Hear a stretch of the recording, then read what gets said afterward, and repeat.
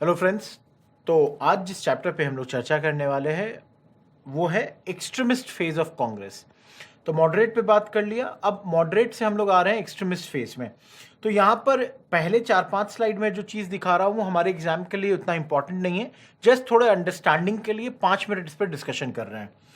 देखिए, ये जो मिलिटेंट नेशनलिज्म है या एक्सट्रीमिस्ट फेज क्यों उभर के आता है, तो इसका पहला कारण है कि ये जो ब्रिटिश रूल है उसकी जो असली चेहरा जो है वो लोगों को दिख गया है। ट्रू नेचर हमने पहचान लिया है कि ये जो है ये हमारा कोई डिमांड नहीं मानना चाहती है, और इसलिए जो हमें जो मॉडरेट्स के अंदर जो थोड़े ज़्यादा मिलिटेंट थे, जो ज़्यादा पॉलिटिकली कॉन्शियस थे, वो डिसइल्यूजन्ड हो गए और उन्होंने कहा कि भाई अब तो कुछ और करना पड़ेगा। इसके अलावा उनका यह भी मानना था कि भाई एक भारतीय सरकार, एक इंडियन गवर्नमेंट ही भारतीयों के लिए कुछ करेगी, ब्रिटिश हुकूमत नहीं करने जा रही है। इकोनॉमिक बहुत खराब स्थिति थी, 1890s में ये और खराब होते जा रही थी, क्योंकि इनका कैरेक्टर क्या है, एक्सप्लॉयटेटिव है, ये तो सिर्फ हमको लूटना चाहते हैं। तो ये और गड़बड़ हो रहा था, बहुत सारा फेमाइन्स आ चुका था, 90 लाख लोग सिर्फ 4 साल में मर चुके हैं, तो ये एक बहुत बड़ी बात थी। एक बुबनिक प्लेग भी है, एक टाइप का प्लेग, इसमें भी क्या हुआ, बहुत सारे लोग डेक्कन के एरिया में मर गए, तो ये बहुत लार्ज स्केल राइट्स इसके कारण हो गया। तो ये एक जो रिकॉग्निशन आई कि भाई ये ब्रिटिश हुकूमत जो है ये हमारा कभी भला नहीं करेगी, ये बहुत कुछ कराता है। इसके बाद जैसे 1892 का जो काउंसिल एक्ट आया वो इन लोगों को सेटिस्फाई नहीं कर पाया। 99 में कैलकाटा कॉरपोरेशन का पावर और घटा दिया गया, क्योंकि नंबर ऑफ इंडियन मेंबर्स इसमें घट गए। ऑफिशियल सीक्रेट्स एक्ट ये फ्रीडम ऑफ प्रेस को कर्टेल करने लगा।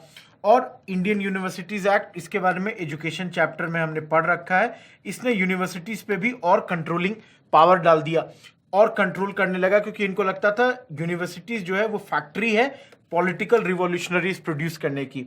तो ओवरऑल एक फीलिंग क्या आ रही थी भारतीय जो एक्सट्रीमिस्ट लीडर्स थे कि जितना पावर था वो और कम हो रहा है। तो ये कारण था। इसके अलावा हमारा कॉन्फिडेंस बढ़ गया है, सेल्फ रिस्पेक्ट बढ़ गया है, हम सोच रहे हैं क्यों हम किसी के नीचे दब के रहें, इसलिए एक्सट्रीमिस्ट फेज बढ़ा। एजुकेशन बढ़ा, और एजुकेशन बढ़ा, अनएम्प्लॉयमेंट भी बढ़ा, अंडर एम्प्लॉयमेंट भी हुआ, जॉब इनके पास है नहीं, इस कारण भी लोग बहुत ज़्यादा गुस्सा में थे, इसलिए भी एक्सट्रीमिस्ट फेज और मजबूती से आया। इंटरनेशनल इन्फ्लुएंसेस भी हैं, क्योंकि बाहरी दुनिया में जो बाहर में हो रहा है वो हमको दिख रहा है। भाई जापान क्या कर रहा है, वो भाई इंडस्ट्रियल पावर हो गया, लेकिन ये तो एशिया में है। अब एशिया का पावर अगर इंडस्ट्रियल पावर हो सकता है तो इंडिया क्यों नहीं। इसके अलावा इटली की आर्मी, यूरोप की आर्मी है, हराया कौन, इथोपिया वाले लोगों ने। कहाँ के हैं, अफ्रीका के हैं। अरे कलर वाइज देखो, यूरोप वाले कौन है, वाइट है, अफ्रीका वाले कौन है, ब्लैक है। तो व्हाइट वाले तो हमेशा हमको बोलते थे कि भाई हम तुमसे एडवांस्ड हैं, सुपीरियर हैं, फिर ये कैसे हो गया कि भाई ब्लैक लोगों ने व्हाइट को हरा दिया, तो अगर वो हरा सकते हैं तो हम क्यों नहीं, हम भी हराएंगे। बोर वॉर हुआ साउथ अफ्रीका में, यहां पे भी ब्रिटिश जो थे उनको रिवर्सेस मिला। जापान ने भी हरा दिया, किसको, रशिया को हराया। जापान भी क्या है, एशिया का पावर है, रशिया कहाँ का पावर है, ये यूरोप का पावर है। तो ये सारी चीजों ने किसको खत्म कर दिया, यूरोपियन इनविंसिबिलिटी को खत्म कर दिया। इसके अलावा अगर देखेंगे तो कई जगह पे यहाँ पे भी nationalist forces, Russia, Egypt, Turkey, Persia, China, इन सब जगह पे नेशनलिस्ट मूवमेंट चल रहा था, तो लगा कि भारत में भी करना चाहिए। कई भारतीय इस बात से भी नाखुश थे कि भाई भारत में ये वेस्टर्नाइजेशन जो है बढ़ते जा रहा है, तो इसका भी विरोध करने के लिए उन्होंने डिसाइड किया कि भाई अब हमें कोई दूसरा रास्ता अख्तियार करना होगा। मॉडरेट से खुश नहीं है, क्योंकि मॉडरेट्स जो काम कर रहे हैं, जिस प्रकार से काम कर रहे हैं, प्रे करते हैं, पिटिशन देते हैं, प्रेयर करते हैं, पिटिशन दे रहे हैं, नहीं भाई बहुत हुआ, प्रेयर पिटिशन से नहीं चलेगा, अब लड़ने का समय आ गया है, प्रोटेस्ट करना है, बड़े तरीके से करो, छोटा मोटा नहीं। तो मॉडरेट से भी जो एक्सट्रीमिस्ट लीडर्स अनहैप्पी हैं वो भी इसमें शामिल हो जाते हैं। और इसमें उस दौर का कर्जन जो 1898 से 1905 तक का हमारा गवर्नर जनरल था, उसकी एक बहुत अहम भूमिका थी। कर्जन से लोग सेटिस्फाइड तो नहीं थे और उल्टे नाखुश हो गए इसकी रिएक्शनरी पॉलिसीज से। क्या क्या रिएक्शनरी पॉलिसी है देख लीजिए।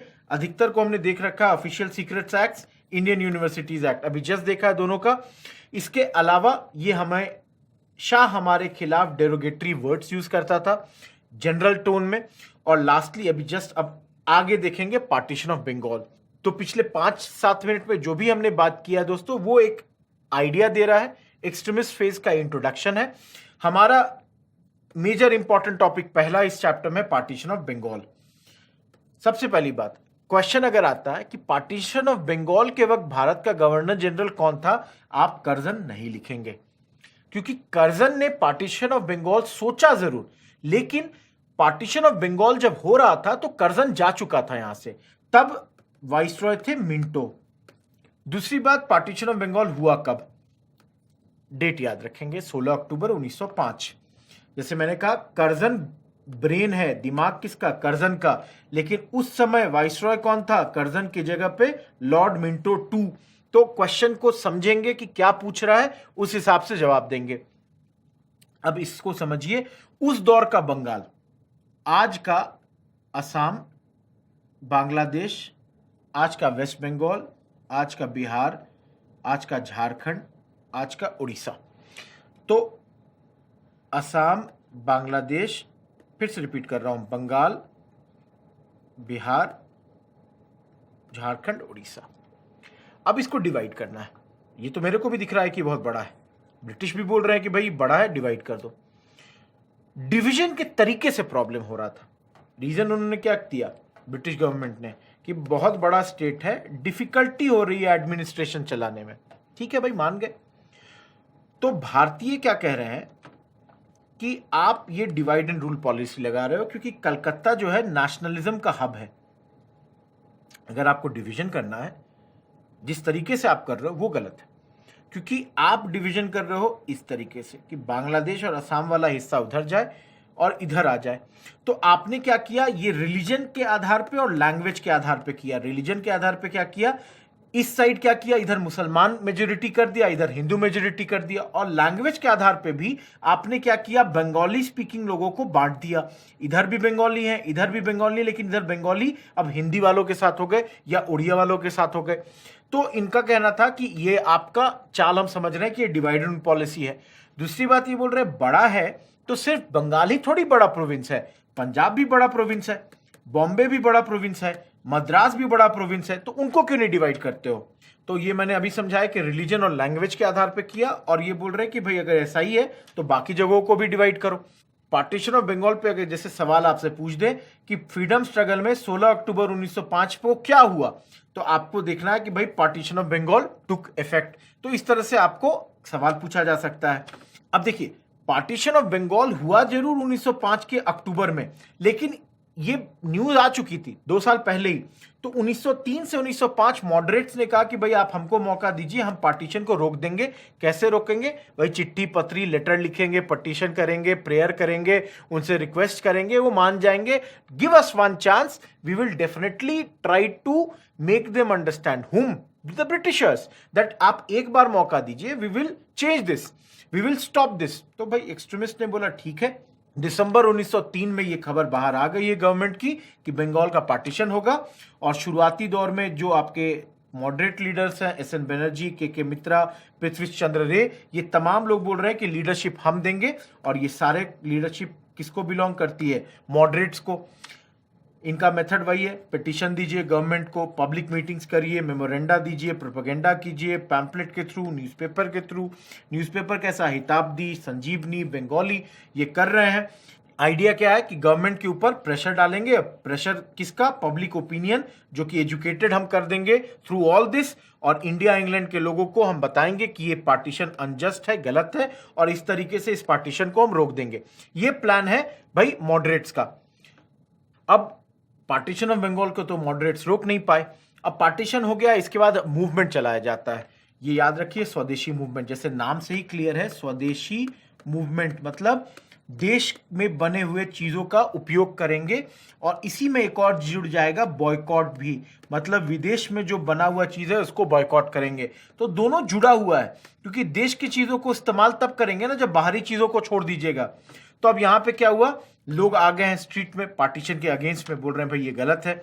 लोग टाउन हॉल जो है कलकत्ता का, वहां पे मिलते हैं और एक बॉडी बनाते हैं, इसको याद रखिए, स्वदेशी बंधव समिति।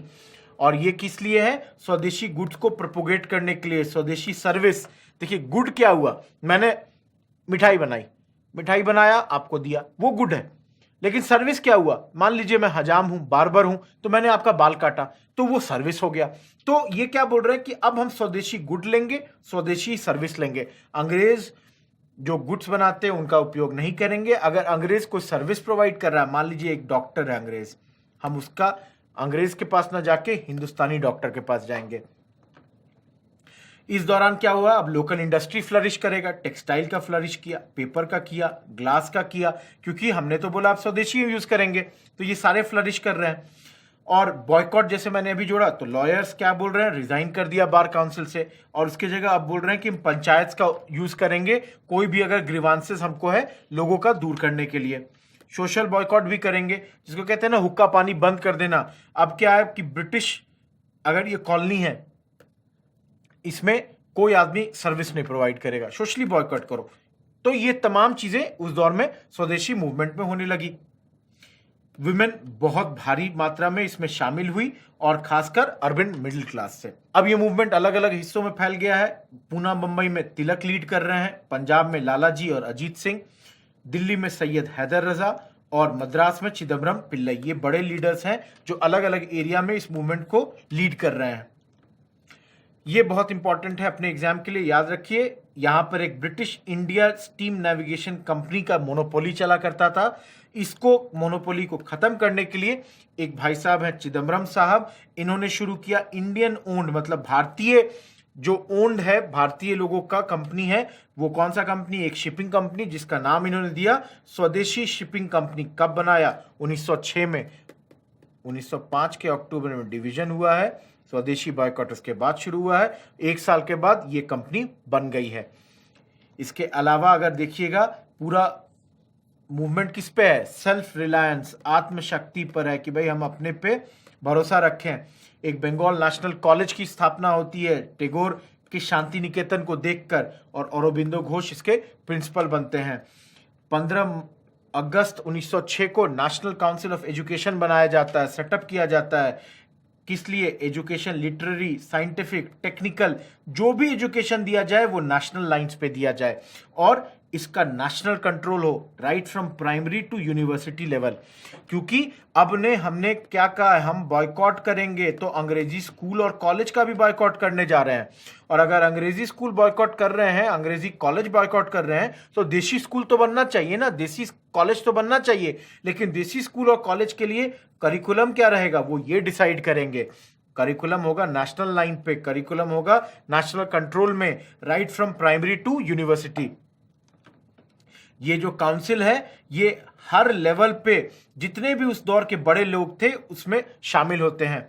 इसमें जो एजुकेशन होगा वो वर्नाकुलर होगा, मतलब देशी माध्यम से पढ़ाई होगी। और यहाँ पे एक और बंगाल इंस्टीट्यूट ऑफ टेक्नोलॉजी भी स्थापित होता है, जो टेक्निकल एजुकेशन देगा, और बच्चों को फंड्स दिया जाएगा ताकि स्टूडेंट्स को जापान भेजा जा सके। जापान ही क्यों, क्योंकि एशियाटिक पावर है, एडवांस लर्निंग के लिए जापान भेजा जाए। कई सारी कंपनियां बनी, टेक्सटाइल देखा, सोप है, मैच है, बैंक है, टैंडरी है, इंश्योरेंस है, शॉप्स है। अधिकतर कुछ दिनों के बाद बंद भी हो जाता है। एक बहुत फेमस है, इसको रट लीजिए, आचार्य पीसी रे का बंगाल केमिकल फैक्ट्री, बहुत सक्सेसफुल हुआ, बहुत फेमस हुआ, इसको याद रखना है। कल्चर के क्षेत्र में भी बहुत काम हुआ, और इसमें उस दौर में जैसे टैगोर, रविंद्रनाथ टैगोर हैं, रजनीकांत सेन है, ये अलग अलग लोगों ने कई सारे गानाएं लिखी, जो कहेंगे सॉन्ग्स इन्होंने लिखा। और इसमें टैगोर का जो अमार सोनार बांग्ला है, ये बहुत फेमस हुआ, इसको एकदम याद रखना है। इसी ओकेजन पे इन्होंने, जब डिवीजन हुआ, तो इन्होंने लिखा मेरा बंगाल जो सोने का है, अमार सोनार बांग्ला, इस वक्त लिखा गया था। इसके अलावा पेंटिंग के क्षेत्र में एक नाम याद रखिए, अवनींद्रनाथ टैगोर, जिन्होंने उस दौर में जो विक्टोरियन नेचुरलिज्म था, जो विक्टोरियन स्टाइल का पेंटिंग था, उसको छोड़कर इन्होंने मुगल स्टाइल से, अजंता से, राजपूत पेंटिंग से इंस्पिरेशन लिया। एक और बड़ा नाम साइंस के क्षेत्र में जेसी बोस और पीसी रॉय, इन लोगों ने साइंस के क्षेत्र में बहुत काम किया। तो इन लोगों का आप देख सकते हैं कल्चर के स्फेयर में कितना बड़ा हिस्सेदारी रहा है। इस पे जैसे सवाल कैसे आ सकता है कि भाई आमार सोनार बांग्ला स्वदेशी मूवमेंट के समय लिखा गया था, और इसने आगे बांग्लादेश का लिबरेशन के वक्त भी इंस्पिरेशन दिया, और आज नेशनल एंथम है बांग्लादेश का, किसने लिखा, भाई रविंद्रनाथ टैगोर ने। तो ये लाइन भी याद रखिए। कि भाई स्वदेशी मूवमेंट के दौरान लिखा गया, बांग्लादेश की लिबरेशन मूवमेंट में यूज किया गया, नेशनल एंथम ऑफ बांग्लादेश भी है। आंसर है रविन्द्रनाथ टैगोर। नंदलाल बोस एक बहुत इंपॉर्टेंट नाम यहां पे याद रखिए। ये क्यों इंपॉर्टेंट है? क्योंकि ये फर्स्ट रेसिपिएंट है, एक स्कॉलरशिप मिला था उस दौरान Indian society of oriental art का, जो कि 1907 में बनी थी। आगे चलकर 1930 में जब महात्मा गांधी सॉल्ट सत्याग्रह कर रहे थे, नमक सत्याग्रह कर रहे थे, तो इन्होंने एक पेंटिंग बनाई थी। मैं पेंटिंग अभी जस्ट दिखाऊंगा, इसको याद रखना है कि ये आइकॉनिक इमेज अगर कभी भी पूछ दे किसने बनाया तो आंसर होगा नंदलाल बोस। इसके अलावा स्वतंत्रता के बाद, इंडिपेंडेंस के बाद नेहरू जी ने इनसे कहा था कि एम्ब्लेम्स डिफाइन करिए, बनाइए गवर्नमेंट ऑफ इंडिया के अवार्ड्स के लिए, जैसे भारत रत्न के लिए, पद्मश्री के लिए, तो ये भी इन्होंने किया था। लास्ट चीज एक और इनके बारे में याद रखिए, हमारा जो पहला संविधान बना था उसको ब्यूटिफाई करने का टास्क इनके स्टूडेंट्स को दिया गया था। जो पहला मैन्युस्क्रिप्ट था कॉन्स्टिट्यूशन का, उसको ब्यूटिफाई इन्होंने किया था, इनके स्टूडेंट्स ने किया था। और रही बात ये महात्मा गांधी का आइकॉनिक फोटो, ये देखिए बापूजी के इस फोटो को बनाया किसने? नंदलाल बोस ने। तो ये फैक्ट्स है, इसको अपने एग्जाम के लिए आपको याद रखना है। अब देखिए क्वेश्चन है, स्वदेशी और बॉयकॉट कब अडॉप्ट किया गया पहली बार? तो भाई हमने अभी जस्ट देखा है, पार्टीशन ऑफ बंगाल के एजिटेशन के वक्त। तो आंसर हो गया आपका ए। अब देखिए यहां पे हम लोगों को एक सूरत सेशन की ओर मूव करना है। सूरत सेशन 1907 में हुआ और इस सेशन में कांग्रेस का विभाजन होता है। मैं शुरुआत कर रहा हूं 1905 से, क्योंकि देखिए 1905 में अभी जस्ट हमने देखा क्या कि भाई बंगाल का विभाजन हुआ, कितना भी मॉडरेट्स कोशिश करते रह गए, नहीं रोक पाए। तो यहां बताने का यह है कि सूरत का डिवीजन क्यों हुआ, उसको मैं शुरू कर रहा हूं यहां से। तो यहां पहला चीज, प्रेसिडेंट कौन है? गोपाल कृष्ण गोखले। पहली बार कांग्रेस में मॉडरेट्स और एक्सट्रीमिस्ट का जो डिफरेंसेस है सामने कब आया? इस सेशन में आया। गोखले इसके प्रेसिडेंट है। और यहां पे क्यों डिवीजन हुआ या क्यों इनमें डिफरेंसेस हुआ, तो समझिए कि एक्सट्रीमिस्ट कह रहे हैं कि भाई बॉयकॉट और स्वदेशी जो दो मूवमेंट है पूरे देश में चलाओ, सिर्फ बंगाल में क्यों? और कह रहे हैं कि इसको हर चीज से जोड़ो, गवर्नमेंट सर्विस से, लॉ कोर्ट, लेजिस्लेटिव काउंसिल, हर जगह इसको nationalist movement, mass movement all over the country बनाओ। ये है एक्सट्रीमिस्ट का डिमांड। अब मॉडरेट्स का क्या कहना है कि भाई बंगाल का डिवीजन हुआ है, इसको बंगाल तक ही सीमित रखो और ये सब मत करो, हम जो भी करेंगे कॉन्स्टिट्यूशनल वे में करेंगे। एंटी कॉन्स्टिट्यूशन या एक्स्ट्रा कॉन्स्टिट्यूशन, मतलब कॉन्स्टिट्यूशन के बाहर जाकर हम कुछ नहीं करने वाले। जो मैंने कहा कि ये बोल रहे हैं कि इसको एक्सटेंड मत करो बियॉन्ड बंगाल, और ये बोल रहे हैं कि हम काउंसिल और सिमिलर एसोसिएशन का बॉयकॉट तो बिल्कुल नहीं करेंगे। तो इस सेशन में कुछ खास नहीं हुआ, एक सिर्फ माइल्ड रिजोल्यूशन पास हुआ, कर्जन को क्रिटिसाइज किया गया और स्वदेशी बॉयकॉट को सपोर्ट दिया गया। अगले साल 1906 में कलकत्ता सेशन, प्रेसिडेंट कौन है? दादा भाई नारोजी। दोनों मॉडरेट्स और एक्सट्रीमिस्ट लड़ रहे थे कि भाई मेरा आदमी, कॉम्प्रोमाइज हुआ। भाई जो आदमी सबसे हम लोगों के बीच में बड़ा है, इज्जतदार है, सम्मानित है, somebody whom both the sides trust equally should be made the president of the organization। तो नाम किसका आया? दादा भाई नारोजी का। तो यहां पे तिलक और लाला जी की जगह पे बनते हैं कौन प्रेसिडेंट? दादा भाई नारोजी। यहां पे इनके प्रेसिडेंट बनने के बाद एक बहुत बड़ा चीज होता है, वो है कि स्वराज्य को पहली बार यहां पर डिफाइन किया जाता है। इसको याद रखना है दोस्तों कि गोल क्या है कांग्रेस का, इसको बोला जाता है वो स्वराज्य है। हाँ, ये जरूर है कि इसका डेफिनेशन क्लियरली नहीं बोला गया, डिफाइन किया गया कि गोल हमारा स्वराज्य है, लेकिन स्वराज्य है क्या? तो मान लीजिए अगर एक्सट्रीमिस्ट को लगता है स्वराज्य कंप्लीट इंडिपेंडेंस है, तो उसके लिए स्वराज कंप्लीट इंडिपेंडेंस है। मॉडरेट को लगता है कि स्वराज का मतलब है ब्रिटिश रूल के अंतर्गत अपना रूल, तो भाई तुम्हारे लिए वो है स्वराज्य। तो ये क्लियर नहीं किया गया। इसके अलावा 4 रिजोल्यूशन पास किया गया, स्वदेशी के सपोर्ट में, बॉयकॉट के सपोर्ट में, सेल्फ गवर्नमेंट के सपोर्ट में और नेशनल एजुकेशन। तो 4 ये रिजोल्यूशन, कॉम्प्रोमाइज रिजोल्यूशन भी यहां पे पारित किए गए। जैसे मैंने कहा स्वराज पहली बार मेंशन तो किया गया, लेकिन एग्जैक्टली है क्या ये किसी को क्लैरिटी नहीं दी गई। चलिए अब देखते हैं क्वेश्चन। 4 रिजोल्यूशन पास हुए कलकत्ता सेशन 1906 में। क्वेश्चन ऑफ आइदर रिटेंशन और rejection of these 4 becomes the reason for 1907 division. इनमें से 4 कौन सा आंसर नहीं था, मतलब कौन सा 4 रिजोल्यूशन नहीं था? और हमने देखा इन्होंने ये कभी रिजोल्यूशन नहीं लिया, इन्होंने बॉयकॉट लिया, नेशनल एजुकेशन लिया, स्वदेशी लिया और सेल्फ गवर्नमेंट लिया था। तो आंसर क्या हो जाएगा हमारा? ए। सूरत स्प्लिट कहां होता है? जगह तो क्लियर है, 1907 में। क्यों होता है? क्योंकि एक्सट्रीमिस्ट चाहते थे कि भाई कलकत्ता सेशन में जिस तरीके के हमने जीत ली है, हमने जो जो पास कराया उसको बड़े पैमाने पे किया जाए, हर जगह फैलाया जाए। वहीं पे मॉडरेट्स को खबर मिल गई थी कि भाई काउंसिल का रिफॉर्म होने वाला है, और वो बोल रहे थे कि कलकत्ता में जो जो डिसीजंस हमने लिया उसको वापस लिया जाए, 4 जो रिजोल्यूशन अभी जस्ट हमने जो देखा उसको वापस लिया जाए। और इस बात को लेकर दोनों में लड़ाई होती है 1907 के सेशन में सूरत में, जहां पर शुरुआत में ही एक्सट्रीमिस्ट चाहते थे कि सेशन नागपुर में हो, क्योंकि उस दौर में कुछ ऐसा था कि जो सेशन जहां पर होगा उस सेशन में वहां के लोग प्रेसिडेंट नहीं बनेंगे। अब देखिए, नागपुर आज के डेट में महाराष्ट्र है, उस दौर में ये सेंट्रल प्रोविंस था, आज का मध्य प्रदेश। तो एक्सट्रीमिस्ट चाहते थे कि सेशन नागपुर में हो। इस तरह से क्या होगा, या तिलक या लालाजी ये पंजाब से आते हैं और तिलक जो है ये महाराष्ट्र से आते हैं, ये प्रेसिडेंट बन सकते हैं। और इस प्रकार जो चारों हमने रिजोल्यूशन लिए हैं वो रह जाएंगे। लेकिन मॉडरेट्स ने ये सेशन करा दिया सूरत में ताकि तिलक प्रेसिडेंट नहीं बन पाए और रास बिहारी घोष को प्रेसिडेंट बनाया गया। और इसको लेकर दोनों पार्टी के बीच में धड़े में लड़ाई हो जाता है और इस तरह से कांग्रेस बढ़ जाती है। तो अगर आप देखिए एक और सवाल, what was the main reason for the split in INC at Surat in 1907? Communalism by Lord Minto, ये 1909 में आगे पढ़ेंगे, आएगा, अभी नहीं आया है।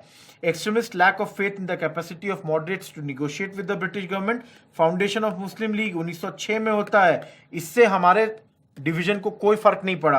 Aurobindo Ghosh inability to be, नहीं, हमने अभी देखा है, यह तो तिलक का नाम आना था, और वो भी रीजन नहीं होता। अगर तिलक भी लिखा होता तो ये नहीं, क्योंकि प्रेसिडेंट नहीं भी बनने के बावजूद तिलक लोग उस सेशन में गए थे। तो रीजन क्या था? बी है आंसर आपका, क्योंकि मॉडरेट्स के बारे में अब एक्सट्रीमिस्ट को कोई भरोसा नहीं रह गया, उनका कोई भरोसा नहीं है कि मॉडरेट्स कुछ कर भी सकते हैं। तो बी आंसर। चलिए एक दो स्लाइड अब मुस्लिम लीग के बारे में देख लें। 1906 में बनता है, कहां बनता है? ढाका में। पूरा फैक्चुअल है, पूरा रटना है। शुरुआत में इसके प्रेसिडेंट कौन है? सर सुल्तान मोहम्मद शाह, जिनका टाइटल है आगा खान 3। ये ऑनररी टाइटल है, ठीक है। ये ऑनररी प्रेसिडेंट बनते हैं लीग के, पहले ऑनररी प्रेसिडेंट ये है आगा खान 3। आगा खान कोई नाम नहीं है, जैसे मैंने कहा ये स्पिरिचुअल पोस्ट है शिया मुस्लिम कम्युनिटी के अंदर। तो ये एक टाइटल है जो आगा खान 1, 2, 3 इस तरह से पास होते चलता है। यहाँ पे शुरुआती बड़े नेता जो हैं इनके, नवाब वकार उल मुल्क, नवाब मोहसिन उल मुल्क, जो आगे चलकर ये बंदा जो है मोहसिन उल मुल्क, ये सैयद अहमद खान के पॉलिटिकल हायर हैं, उत्तराधिकारी होते हैं। ये लोग शुरुआती दौर में इनके लीडर्स हैं। इसके अलावा एक शिमला डेपुटेशन याद रख सकते हैं, मुस्लिम लीग का एक जो डेपुटेशन था, कुछ लोगों का एक ग्रुप था, वो शिमला गया था और गवर्नर जनरल या वाइसरॉय से मदद मांगने कि भाई हम आपके साथ हमेशा खड़े रहें, अब आप हमारे साथ खड़े रहिए, हमें सपोर्ट दीजिए, हमारा मदद कीजिए। इसके लिए ये लोग शिमला गए थे। 58 डेलीगेट पहले सेशन में आए थे, जैसे कांग्रेस में 78 थे, यहाँ पे पहले सेशन में जो ढाका में हुआ वहाँ 58 लोग थे। ये लोग फाउंडिंग मेंबर्स हुए लीग के। इनका हेडक्वार्टर कहाँ? लखनऊ। तो याद रखने वाली बात क्या है? ढाका, पहला प्रेसिडेंट, शुरुआती लीडर आगा खान क्या है, हेडक्वार्टर क्या है, शिमला डेपुटेशन क्या था, ये 5-6 बातें। अब लास्टली इस मुस्लिम लीग को बनाने का ऑब्जेक्टिव क्या है? यही कि मुसलमान जो उस दौर का है वो कांग्रेस नहीं ज्वाइन करे और ब्रिटिश गवर्नमेंट के प्रति लॉयल्टी रखे। इसके लिए कोशिश की जा रही है कि मुस्लिम लीग का गठन किया जाए। आगे बाद में जाकर जो इंपॉर्टेंट लीडर्स ज्वाइन करेंगे, जिन्ना का नाम आप लोग सब जानते हैं, मोहम्मद अली जौहर, शौकत अली, आगे पढ़िएगा, अली ब्रदर्स के नाम से जाने जाते हैं। हकीम अजमल अंसारी कांग्रेस के प्रेसिडेंट भी बनते हैं। और ये बहुत इंपॉर्टेंट फैक्ट है, एकमात्र व्यक्ति जो कांग्रेस का प्रेसिडेंट, मुस्लिम लीग का प्रेसिडेंट और ऑल इंडिया खिलाफत कमेटी तीनों का प्रेसिडेंट बनता है। आगे चलकर ये पहले चांसलर भी बनते हैं जामिया मिलिया इस्लामिया यूनिवर्सिटी के, और इन्होंने सेंट्रल कॉलेज दिल्ली में खोला, हिंदुस्तानी दवाखाना खोला, आयुर्वेदिक एंड यूनानी टिबिया कॉलेज, जो टिबिया कॉलेज दिल्ली के नाम से, ये इन्होंने खोला। लास्टली एक और राजा ऑफ महमूदाबाद, इसके एक और इम्पॉर्टेंट लीडर थे। तो ये 4-5 नाम इनके आप इम्पॉर्टेंट लीडर्स का आप याद रख सकते हो। आइए अब बात करते हैं मॉर्ले मिंटो रिफॉर्म्स की, जिसे हम इंडियन काउंसिल एक्ट 1909 भी कहते हैं। तो अब इसमें 2 नाम है, एक तो मॉर्ले, एक मिंटो। मिंटो हो गए वाइसरॉय, मॉर्ले हो गए उस समय के सेक्रेटरी ऑफ स्टेट। रिफॉर्म है, लगातार भारतीय लीडर्स मांग कर रहे हैं कि बेहतर कीजिए, आपका जो तरीका है हमको गवर्न करने का। तो एक और इन्होंने तरीका लाया, एक और रिफॉर्म लाया, एक और कानून लाया, एक्ट लाया। एक्ट के तहत क्या बोल रहे हैं, इंक्रीज करेंगे इलेक्टेड मेंबर्स का नंबर, इंपीरियल मतलब सेंटर और प्रोविंसेस मतलब स्टेट दोनों ही जगह। और ये जो इलेक्टेड मेंबर्स होंगे इलेक्टेड इनडायरेक्टली होगा, मतलब कोई इलेक्शन जो ये कैंडिडेट का है ये आम आप नागरिक नहीं करेंगे, नागरिक किसी को इलेक्ट करेगा 10 लोगों को और ये 10 लोग मिलकर किसी एक को इलेक्ट करेंगे, तो इनडायरेक्ट इलेक्शन होगा। जैसे मान लीजिए आज के डेट में राज्यसभा का एग्जाम्पल दे दें। इसके बाद कहते हैं कि सेंट्रल लेजिस्लेटिव असेंबली को हम 68 मेंबर का बना देंगे, काउंसिल को, लेकिन प्रोविंसेस का जो नंबर है वो अलग अलग होगा। जैसे मद्रास में हो सकता है 100 हो, बॉम्बे अलग अलग जगह अलग नंबर होगा, ठीक है। इसके बाद बोलते हैं कि ये पहला अटेम्प्ट ऐसा है जो कि बॉडी को रिप्रेजेंटेटिव बनाने की बात हो रही है। कुछ जगहों पे डायरेक्ट इलेक्शन और कुछ जगहों पे नॉमिनेशन की भी बातचीत यहां पे होती है, तो ये बहुत बड़ा बात था अपने आप में। एक इंडियन वाइसरॉय के एग्जीक्यूटिव काउंसिल में अब मिनिमम रहेगा, और पहले नाम थे सत्येंद्र सिन्हा जो कि पहले हुए और लॉ मेंबर के तौर पे यहां पे नॉमिनेट हुए।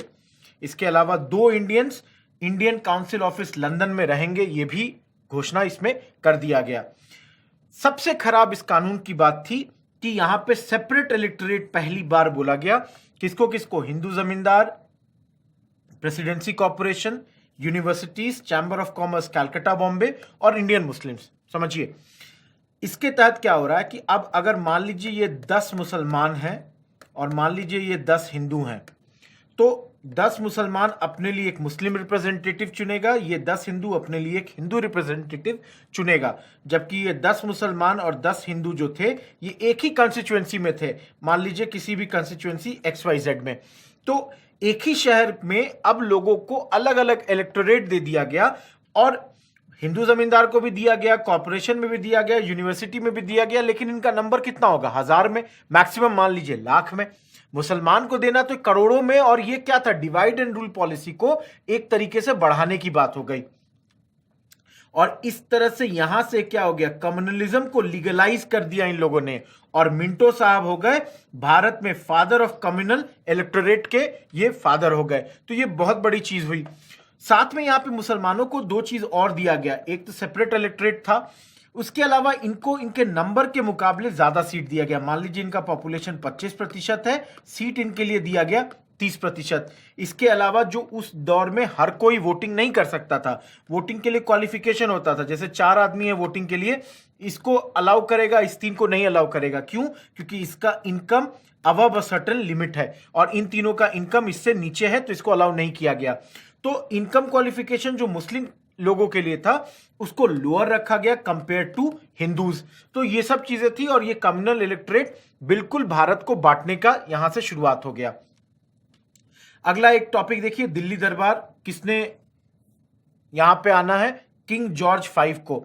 देखिए ये हमारे राजा हैं, ये हमारी रानी है, यहाँ पे प्रजा बैठी हुई है, एक दरबार है, तो लोग देखने आए कि भाई आपका राजा कौन है, आपकी रानी कौन है। तो ये जो किंग जॉर्ज 5 नए राजा बने, तो यहाँ घूमते हुए ये लोग हर जगह जाते हैं, जिसको आज आप लोग कॉमनवेल्थ कहते हैं।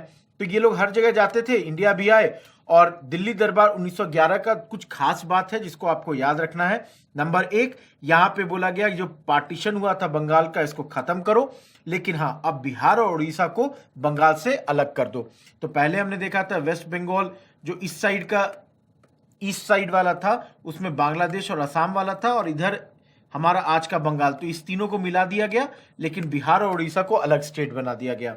एक और बड़ा डिसीजन लिया गया कि कैपिटल अब कलकत्ता नहीं रहेगा बल्कि दिल्ली, और यहीं पर बम फेंका जाएगा वाइसरॉय पर सचिन सान्याल और रास बिहारी बोस के द्वारा, जब ये प्रोसेशन जा रहा था चांदनी चौक से। ये आप रिवॉल्यूशनरी चैप्टर में पढ़िएगा। तो ये चीज आपको याद रखनी है दिल्ली दरबार के बारे में। एक और फैक्ट बता देता हूं, कुल मिलाकर सिर्फ 3 दिल्ली दरबार हुए थे टोटल हमारे हिस्ट्री में, उसमें से एक ये था और ये लास्ट दिल्ली दरबार था। अब देखिए, partition of Bengal made by Lord Curzon in 1905 lasted कब तक रहा? वर्ल्ड वॉर 1 तक। जी नहीं। King George 5 abrogated Curzon act at Delhi durbar. जी हां, बी ऑप्शन सही है। आगे गदर, अब देखिए गदर क्या है, ये एक वीकली है, ये आगे चल के पार्टी भी बनेगी और वर्ल्ड वॉर वन के दौरान जो भी भारत में रिवॉल्यूशनरी एक्टिविटीज हो रही थी उसमें सबसे आगे ये थी। अब गदर जैसे मैंने कहा एक पार्टी है, रिवॉल्यूशनरी ग्रुप है और वीकली न्यूज़पेपर भी है, इसी के रिवॉल्व करता है इसके अराउंड में। इसका हेडक्वार्टर कहाँ है? सैन फ्रांसिस्को में है और इसमें अधिकांश जो लोग हैं वे एक्स सोल्जर्स हैं या पीजेंट्स हैं जो कि पंजाब से चले गए थे इन जगहों पे बेहतर एम्प्लॉयमेंट अपॉर्चुनिटीज के लिए। इसके अलावा ये मुख्यतः वेस्टर्न पैसिफिक कोस्ट पे ये लोग बसे हुए थे। तो इसमें मुख्य जो लीडर्स थे कुछ नाम देख लीजिए, जैसे रामदास पुरी हैं, जीडी कुमार हैं, तारकनाथ दास हैं, सोहन सिंह भकना है, लाला हरदयाल है, और भी नाम अगर जानना है जैसे भाई परमानंद है। तो ये लोग हैं जो इसमें इस जगह पे पहुंच चुके हैं 1911 तक ही, और ये यहाँ पे रिवॉल्यूशनरी एक्टिविटीज चालू करना चाहते हैं। इसके लिए उन्होंने स्वदेश सेवक होम वैनकावर में सेटल किया, यूनाइटेड इंडिया हाउस सियाटल में बनाया और बाद में गदर जो कि वीकली न्यूज़पेपर था इसका पार्टी भी बना दिया। 1913 में गदर पार्टी बनी और जैसे मैंने कहा इनका मेजर एम क्या है, एक रिवोल्ट लाना चाहते हैं इंडिया में रिवॉल्यूशनरी एक्टिविटीज के तहत। आपसे अगर सवाल पूछ दे कि गदर वाले किधर थे, Central America, North America, West America, South America, अभी हमने कहा वेस्टर्न पैसिफिक की साइड। तो अब वेस्टर्न पैसिफिक मैंने कहा। अब दोस्तों ये समझिए कि ये थोड़ा ज्योग्राफी का भी क्वेश्चन है कि साउथ अमेरिका आपको पता है ये कॉन्टिनेंट है, ठीक है, नॉर्थ अमेरिका आपको पता है कॉन्टिनेंट है, सेंट्रल अमेरिका नॉर्थ अमेरिका ही का पार्ट है जो कि लिंक करता है इन दोनों को, वेस्ट अमेरिका टाइप का कुछ नहीं है। तो यहां वेस्टर्न पैसिफिक सोच के आपको वेस्ट अमेरिका नहीं मारना है, यहां पे ये कनाडा और यूएस के वेस्टर्न पैसिफिक साइड में है। तो आंसर क्या होगा? North America. अब यहां पे कुमागाता मारू इंसिडेंट हुआ। अब ये पूछिएगा ये क्या है, तो ये एक शिप है। इसके कारण पंजाब में बहुत ही ज्वलंत सिचुएशन, जिसको कहेंगे ना एक्सप्लोजिव सिचुएशन, क्रिएट हो जाती है। क्या है? जैसे मैंने कहा शिप है, कितने पैसेंजर्स को लेके जा रही है? 376। कहां से कहां? हांगकांग से वैनकावर। अधिकांश जो इसमें शिप पे लोग हैं वो सिख या पंजाबी मुस्लिम हैं जो कि इस जगह से इस जगह जा रहे थे। और जब ये वैनकावर पहुंचे तो इनको उतरने नहीं दिया गया और इनको वापस इसी शिप में भेज दिया गया इंडिया कलकत्ता। और जब कलकत्ता पहुंचे तो इनको बोला गया एक ट्रेन में बैठो और ट्रेन में बैठ के पंजाब चले जाओ। लोग जाना नहीं चाहते थे, यहां कुछ मारपीट हुई, कुछ लोगों की मृत्यु भी हो गई। तो 22 लोगों की इसमें मृत्यु भी हो जाती है। तो देखिए यहां पे सबसे पहली बात, वैनकावर में इनको 2 महीने रखा गया और बाद में इन्हें लौटा दिया गया। उस दौर में एक रूल था जिसके तहत इनको रोक दिया गया। इस रूल से हम लोगों को मतलब नहीं हमारे एग्जाम में, तो मैं नहीं बता रहा, छोड़ दे रहा हूं। और अधिकांश कैनेडियंस को उस वक्त ये लग रहा था कि ये ब्रिटिश गवर्नमेंट के कारण है, क्योंकि ब्रिटिश गवर्नमेंट नहीं चाहती थी कि ये जो अलग अलग जगह से आए हैं भारतीय, ये कनाडा आए और यहाँ सिचुएशन और खराब करें। कलकत्ता जब पहुंच गए सितंबर 1914 में, तो इनको बोला गया उतरिए और पंजाब जाइए, लेकिन ये लोग पंजाब बाउंड ट्रेन में नहीं बैठने को तैयार हुए और यहाँ पे जैसे मैंने कहा गोलीबारी हुई, 22 लोगों की मृत्यु हो गई बजबज नाम के जगह पे जो कि कलकत्ता के बगल में है। अब देखिए क्या हुआ है कि ऐसा ही सिचुएशन हो गया, आपके लोग मारे गए हैं, तो गदर वाले लोग गुस्सा गए हैं और ये डिसाइड करते हैं कि भाई एक तो वर्ल्ड वॉर 1 भी छिड़ गया है और कुमागातो मारू भी हो गया, अब हम वायलेंट अटैक करेंगे ब्रिटिश रूल पे। कहां पे? इंडिया में। बोलते हैं कि फाइटर्स जो भी हो भाई नॉर्थ अमेरिका में चलो इंडिया। 2 लोगों को लीडरशिप के लिए भेजा जाता है, करतार सिंह सराभा, रघुबर दयाल गुप्ता। उम्मीद ये कर रहे हैं कि भारत में लोग तैयार होंगे इस तरह के मूवमेंट के लिए, इस तरह के रिवॉल्यूशन के लिए, लेकिन ऐसा होता नहीं है और इन्हें डिसअपॉइंटमेंट हासिल होती है पंजाब में, क्योंकि पंजाब के लोग अभी तैयार नहीं है। तो फिर इनको बोला जाता है कि भाई चलो अब लीडर बदलो और नए लीडर के तौर पे सचिन सान्याल और रासबिहारी बोस को कहा जाता है कि आप मूवमेंट लीड कीजिए, आप लोग बहुत पुराने लोग हैं, आपने ऐसा बहुत कुछ किया है, कई जगह किया है, बम फेंका जैसे हार्डिंग पर, तो आप क्यों नहीं इस मूवमेंट को लीड करते हैं। इन लोगों ने एक डेट भी फिक्स किया 21 फरवरी 1915 का कि भाई इस दिन हम लोग आर्म्ड रिवोल्ट करेंगे फिरोजपुर में। लेकिन ब्रिटिश गवर्नमेंट को शुरू से हर कुछ पता था, ट्रेचरी हो चुकी थी। ट्रेचरी मतलब कोई घुसपैठिया था जिसने सारी बातें बता रखी थी ब्रिटिश गवर्नमेंट को और ये प्लान जो है आखिरी मोमेंट पे फेल हो जाता है। अब इसके बाद ये और कड़ा कानून लाते हैं, डिफेंस ऑफ इंडिया रूल्स, जिसको बाद में एक्ट भी बन जाएगा, डिफेंस ऑफ इंडिया एक्ट 1915। अब क्या अधिकतर जो लोग थे उनको अरेस्ट कर लिया जाता है, डिपोर्ट कर दिया जाता है, हैंग कर दिया जाता है, रेजिमेंट्स जो थे उसको डिसबैंड कर दिया जाता है, और जो दो बड़े लोग थे रास बिहारी बोस जापान चले जाते हैं, जहां पे वो आखिर में सुभाष चंद्र बोस की मदद करेंगे। अवनी मुखर्जी भी वहां पे उनकी मदद के लिए, वहीं सचिन सान्याल को अरेस्ट करके आजीवन कारावास के लिए भेज दिया जाता है। क्वेश्चन है, गदर वॉज अ क्या था भाई? ये revolutionary association of Indians with headquarters at San Francisco. जी हाँ, अभी हमने जस्ट देखा है। अगर आप सिर्फ यही देखते चारों का जगह तो भी पकड़ा जाता। San Francisco, Singapore, Berlin, Tashkent. हमको पता है आंसर सैन फ्रांसिस्को, जो कि इनका हेडक्वार्टर्स था। देखिए, होम रूल लीग जो है वो तिलक और एनी बेसेंट चलाते हैं। एनी बेसेंट इसे आयरिश होम रूल लीग जो आयरलैंड में था उससे प्रेरणा लेकर शुरू करती हैं। शुरुआत ये लोग काफी पहले चाहते थे, क्योंकि तिलक 1914 में जेल से रिहा हो गए, चाहते थे कि कांग्रेस में जुड़ जाएं, लेकिन तब फिरोज शाह मेहता और बाकी कुछ उनके सपोर्टर्स इन लोगों को वापस कांग्रेस में, खासकर तिलक को, नहीं आने दे रहे थे। इन दोनों ने अपना अपना होम रूल लीग चालू करने का फैसला लिया। बाद में कांग्रेस के साथ जुड़ गए। जब फिरोज शाह मेहता और गोपाल कृष्ण गोखले जैसे लीडर्स का डेथ हो गया तो ये लोग बाद में ज्वाइन कर लेते हैं कांग्रेस को, लेकिन फिलहाल दोनों अलग अलग लीग बनाते हैं। इसका कारण ये था कि चाहते नहीं थे कि साथ में लीग बनाएं और कभी कोई डिफरेंसेस आ जाए तो उसके कारण कोई फ्रिक्शन हो, कोई लड़ाई हो, ऐसा चाहते नहीं थे। दो तीन चीज यहां जानिए। पहली बात यह कि तिलक का लीग पहले शुरू होता है, एनी बेसेंट का बाद में होता है, और दोनों का एरिया भी अलग होता है। तो ये देखिए, तिलक का लीग अप्रैल 1916 में शुरू हो जाता है। महाराष्ट्र में है लेकिन बंबई में नहीं है, कर्नाटका में है, सेंट्रल प्रोविंस में, बिरार में। वो तमाम इलाके जिधर तिलक का डोमिनेंस है, डोमिनेशन है या इन्फ्लुएंस है, उन जगहों पर ये है। बॉम्बे सिटी थोड़ी सी कॉस्मोपॉलिटन है, उधर एनी बेसेंट है। इनका मेजर डिमांड क्या है? स्वराज्य, लिंग्विस्टिक स्टेट्स का फॉर्मेशन, बहुत मेजर डिमांड आप देख सकते हैं, यहीं से शुरू हो गया। और एजुकेशन वर्नाकुलर लैंग्वेज में, मतलब देशी भाषा में पढ़ाई होनी चाहिए। वहीं पे एनी बेसेंट के होम रूल लीग का नाम the national home rule league कब बनता है? सितंबर के महीने में। ये अप्रैल था, ये सितंबर है। कहाँ? मद्रास, क्योंकि इनका जो थियोसॉफिकल सोसाइटी था उसका भी हेडक्वार्टर्स अद्यार में ही था, और ये बाकी भारत में है, rest of India including Bombay city. तो ये था होम रूल लीग। अब जब ये बन गया तो कौन कौन इनके साथ आते हैं? बाद में इनके साथ मोतीलाल नेहरू, जवाहरलाल नेहरू, भूला भाई देसाई, CR दास, मदन मोहन मालवीय, मोहम्मद अली जिन्ना, तेज बहादुर सप्रू, लाला लाजपत राय। तो आप देख सकते हैं उस दौर के जो तमाम बड़े लीडर्स हैं सभी के सभी इसको ज्वाइन कर रहे हैं बाद में। इसके अलावा जैसे गोपाल कृष्ण गोखले का डेथ हो गया तो उनकी सोसाइटी थी, उसके भी कई लोग इसमें ज्वाइन किए। कई सारे मॉडरेट कांग्रेस वाले जो इनसे अनहैप्पी थे, मॉडरेट लीडर्स से, वो भी इससे ज्वाइन करते हैं। तो ये लोग तो ज्वाइन किए, लेकिन कुछ नहीं भी ज्वाइन करते हैं। कौन नहीं करता है? Mostly Anglo Indians. ये बोलते हैं कि नहीं भाई, अंग्रेज का जो रूल है अभी ठीक है, होम रूल लीग क्यों लाना।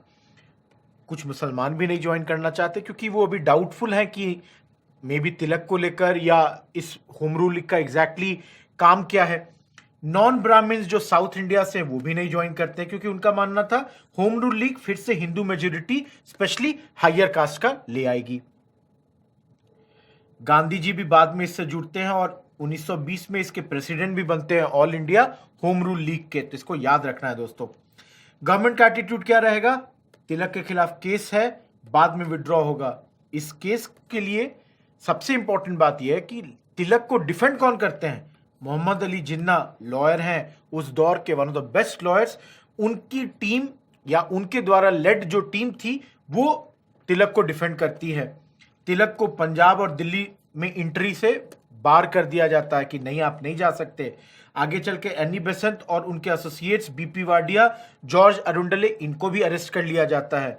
और S सुब्रमण्यम अय्यर, ये हमारे एग्जाम के लिए याद रखिए, इन्होंने प्रोटेस्ट किया इस चीज का और नाइटहुड भी वापस कर दिया। तो ये दो चार चीज है जो आपको होम रूल लीग के बारे में याद रखना है। अब एक और टॉपिक जो एक्सट्रीमिस्ट फेज का लास्ट टॉपिक है वो है लखनऊ सेशन 1916। सेशन लखनऊ में, जैसा नाम से क्लियर है। प्रेसिडेंट कौन है कांग्रेस के? अंबिका चरण मजूमदार इस वक्त कांग्रेस के प्रेसिडेंट हैं। और दो मेजर चीज होती है, पहले मॉडरेट्स और एक्सट्रीमिस्ट रीजॉइन करके कांग्रेस फिर से एक पार्टी बन जाती है। दूसरी बात, यहां पर यह समझ लीजिए कि ये रीजॉइनिंग क्यों हुआ। तो इसको समझिए कि रीयूनियन इसलिए हुआ क्योंकि जो कारण थे, जो रीजंस थे जिसके कारण ये डिवीजन हुआ या ये जो विघटित हो गए थे, वो रीजंस ही अब नहीं रहे। मतलब आप समझिए कि ओल्ड कंट्रोवर्सी क्या थी? स्वदेशी और बॉयकॉट के लेके कि भाई बंगाल के बाहर जाएं या नहीं, अब वही मीनिंगलेस हो गई, तो इनको क्यों नहीं साथ हो जाएंगे। इसके अलावा दोनों ही लोग जान गए थे कि भाई डिवीजन से फायदा सिर्फ अंग्रेजों का हुआ। तीसरा, जो कुछ लोग थोड़े सस्पिशियस थे, तो तिलक ने कहा कि भाई घबराओ नहीं, अब हम बदल गए हैं और अब हम गवर्नमेंट का ओवरथ्रो नहीं करेंगे, हम एक्ट्स ऑफ वायलेंस को भी मना करेंगे, हम नहीं सपोर्ट करेंगे। और बड़ी बात यह है कि एनी बेसेंट और तिलक, जो भी हमने देखा होम रूल लीग के वक्त भी लगातार कांग्रेस में शामिल होने का पक्षधर रहे, कोशिश करते रहे। और आखिरी बात, जो दो मेजर अपोजिशन लीडर्स जो इनको अगेंस्ट थे, आने नहीं देना चाहते थे, इन दोनों का देहांत हो चुका था। तो ये तमाम रीजंस थे जिसके तहत ये लोग आ गए साथ। लेकिन इसके साथ लखनऊ पैक्ट भी हुआ इस सेशन में। पैक्ट क्या है? कांग्रेस और मुस्लिम लीग एक ही वेन्यू पे अपना सेशन कर रही है। क्या कह रहे हैं? इनके बीच में अब एक पैक्ट हो गया, एग्रीमेंट हो गया कि हम हिंदू मुस्लिम यूनिटी के लिए काम करेंगे। अपोजिशन भी है, मदन मोहन मालवीय बोलते हैं कि ये पैक्ट सही नहीं है, लेकिन इस वक्त इसको नजरअंदाज कर दिया जाता है। कांग्रेस और मुस्लिम लीग साथ काम करने की बात करती है और आगे चलकर ये नॉन कोऑपरेशन, खिलाफत जैसे मूवमेंट्स में बहुत काम भी आता है।